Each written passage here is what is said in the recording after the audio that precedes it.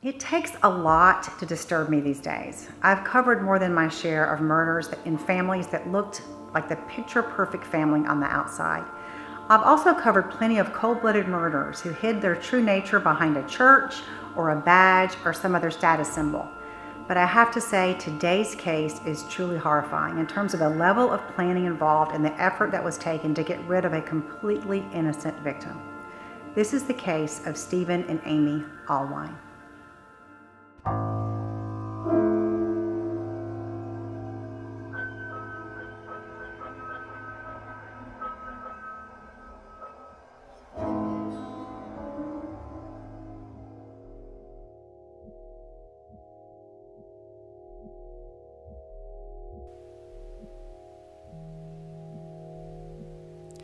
Stephen and Amy Allwine were the quintessential American couple. Married for 20 years, the parents of an adopted 10-year-old son, and upstanding members of their community in Cottage Grove, Minnesota, the Allwines began their love affair as college students. Stephen performed duties as a deacon and elder at the United Church of God. His position in the church stood as the honor he loved most dearly. The strict Christian religion was a center point in the Allwine family life. 44-year-old Stephen worked as a freelance IT professional, which afforded him the luxury of working from his home office in their basement. Amy, who loved animals, ran active dog sports training out of a barn on their property. Their son Joseph enjoyed a life many children would envy, with both parents able to take an active part in his daily activities. But on November 13, 2016, Amy was found dead in the couple's bedroom, surrounded by a pool of her own blood. It was a shocking discovery, made even more heart-wrenching by the fact that it was her young son Joseph who found her body. The fact that it looked like an apparent suicide made even less sense to those who knew her. Friends and family all agreed that Amy was a happy person. She loved her life. Not only that, but Amy was devoted to her son and enjoyed her career and was content with her marriage. Suicide just didn't make sense. Stephen Allwine and his son Joseph had come home from dinner at around 7 p.m. on the evening of November 13th. Young Joseph ran to his parents' room looking for his mother. Unfortunately, he found her. Stephen called 911 shortly after his son found his mother's body. By all accounts, the conversation that unfolded was odd. When the operator answered, Stephen's first sentence was to say, "I think my wife shot herself." Now, this is not the way a family member would typically respond. In an emergency situation where a loved one is found seriously hurt, the caller usually frantically asks for help. Perhaps out of shock or denial, this often happens even when it's clear that the family member is dead. But Stephen didn't ask for help or express disbelief, and he didn't check to see if his wife was breathing until prompted to do so by the 911 operator, something most people would have done the moment they found her. Not once did Stephen use his wife's name during the 911 call. Was this perhaps an attempt to distance himself or a sign that there were problems in the relationship? In spite of his quick statement that his wife had shot herself, when the operator went on to ask more about the scene, Stephen said he didn't notice a gun because they had just gotten home. Now, of course, not everyone acts the same way in the throes of an emergency. Stephen did have his son with him, a child who had just discovered his mother covered in blood. Perhaps his calm demeanor was an attempt to reassure him. So these oddities in the initial 911 call were noted, but they were not strong enough to raise serious alarm bells. When paramedics arrived on the scene, the gunshot wound was not immediately visible due to the massive amount of blood around the body and the location of the wound. Physical examination revealed Amy had died of a gunshot wound to her head, with a bullet entering through the right ear. Right away, some things about the scene just seemed off. For example, the gun was found lying against Amy's left forearm, but the bullet entered the right side of Amy's head. Amy was right-handed, so the gun could not have landed in that position from a self-inflicted wound. There was also some evidence that Amy's body had been moved. It looked like blood had been cleaned from several areas around the house. It was starting to look as if what was at first thought to be a suicide was really a murder. There was no forced entry to the house. Amy had no gunpowder residue on her hands, indicating that she had never fired the gun that killed her. There was even a pumpkin roasting in the kitchen. Did an intruder surprise Amy so suddenly that she left uneaten or half-prepared food behind?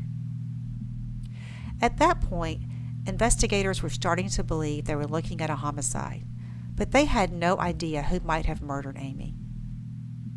The autopsy soon revealed that Amy Allwine had high levels of scopolamine in her system. Scopolamine is an anti-nausea medication that is prescribed for motion sickness or anesthesia following surgery. Also known as devil's breath, this odorless and tasteless drug, if taken in high doses, causes disorientation, sedation, and memory loss. In other words, it creates the perfect victim. The medical examiner found almost 40 times the recommended dose in Amy's body, even though she had never been prescribed scopolamine for anything. Investigators also soon learned that the FBI had already been involved with this family. They had contacted Amy and Stephen months earlier to let them know that a credible death threat had been made against Amy on the dark web. Someone using the screen name Dog Day God had attempted to hire a hitman through a site called Besa Mafia to kill Amy Allwine. Dog Day God claimed that Amy had had an affair with her husband and was stealing her clients, but no one had any idea who Dog Day God was. The FBI became aware of the threat because Besa Mafia, a website that claimed to be run by Albanian gangsters, had been hacked, and the hacker had posted their private emails for everyone to see. There were dozens of emails between Dog Day God and Besa Mafia the 6 months before Amy's death, including 2 specific murder plans that had fallen through. The user had also sent $13,000 through Bitcoin, which is untraceable without the exact character code. Neither Amy or Stephen had any idea who would want to harm her. She had no enemies. All the police could do was advise the couple to enhance the security at their home. Of course, in any suspicious death, the people closest to the deceased become the first suspects, so Stephen was questioned. When he met with police a few days later for an interview, his demeanor seemed flat. He showed little emotion. But in the interview with police, Allwine made a surprising confession. He revealed that months earlier, he had had an affair with the woman he met on the cheaters website ashleymadison.com. He denied having anything to do with Amy's death, but stated he wanted to clear the air about anything that might put him under suspicion. Now, investigators know that most adulterers are not murderers, but they also know that this might have given Stephen a motive to get rid of his wife. When they investigated his office, they found 66 individual technical devices, extreme even for an IT expert. They also discovered that Stephen had been hanging out on Reddit as Dog Day God and asking about scopolamine. Things were beginning to unravel for Stephen Allwine. Police were able to ascertain that Stephen had been on the dark web, though he claimed to have no knowledge of it. They also found out that he had purchased scopolamine. The affair that Stephen Allwine had confessed to was just the tip of the iceberg. Detectives determined that Stephen had at least 3 girlfriends during the course of his marriage. However, it wasn't until December 12, 2016, that they found the smoking gun. On one of his computers, detectives discovered the 34-character code for the Bitcoin that Dog Day God had paid to have his wife murdered. Amy Allwine was not stealing anyone's husband or clients. She was just no longer wanted by her husband, Stephen Allwine. The trial of Stephen Allwine was complicated. Many of his fellow churchgoers were supportive. They just couldn't believe that a man of God was a cold-blooded killer. However, after 6 days of testimony, the jury deliberated for just 8 hours, finding Stephen Allwine guilty of shooting his wife and staging the scene to look like a suicide. The crux of the prosecution's case rested on tying Stephen Allwine directly to the dark website Besa Mafia. Fortunately for Amy, The dark website itself did not actually carry out any contract killings.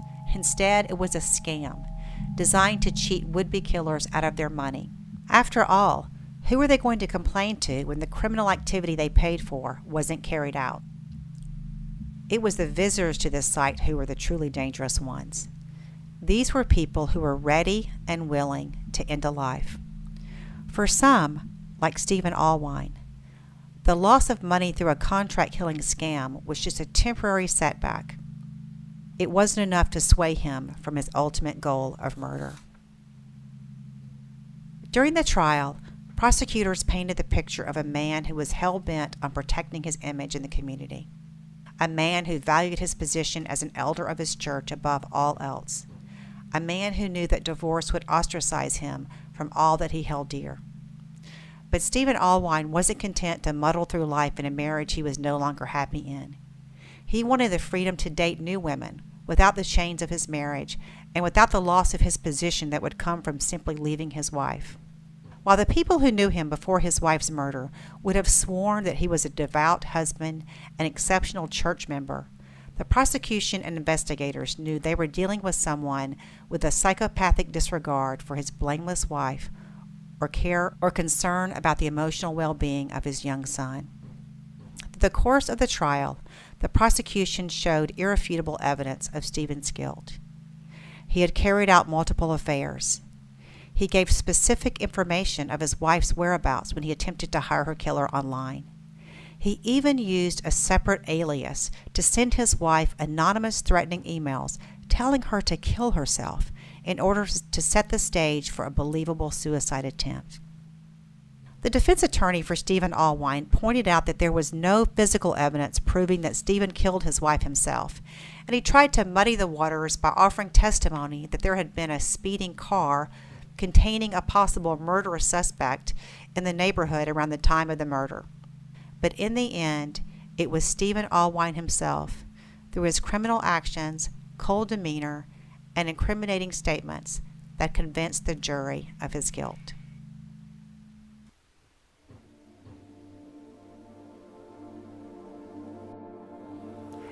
I've never met Stephen Allwine.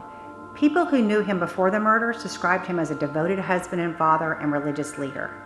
People who investigated him afterwards described him as a narcissist and, according to at least one detective, a functioning psychopath who continues to deny his actions and has shown no grief or remorse. Irregardless of Stephen Allwine's personality flaws or psychiatric diagnosis, his behavior tells a pretty grim story.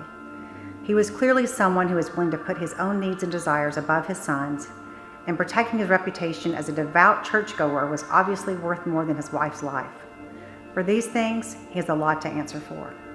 Thank you for watching this episode of Unmasking a Murder. I've gotten a lot of questions about narcissism from our viewers recently, so if you'd like to hear my thoughts about it, please look for my upcoming segment under our featured crime analysis section. If you haven't subscribed to our channel yet, I'd be thrilled if you'd consider it, and please tell your friends about us.